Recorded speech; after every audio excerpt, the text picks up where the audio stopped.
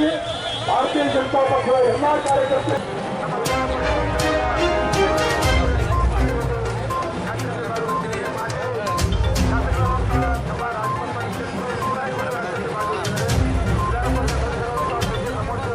ಸರ್ಕಾರಕ್ಕೆ ವಿರುದ್ಧವಾಗಿ ಬೆಲೆ ಲೆಕ್ಕ ಮಾಡ್ತಾ ಇರುವಂತಹ ಕಾಂಗ್ರೆಸ್ ಸರ್ಕಾರಕ್ಕೆ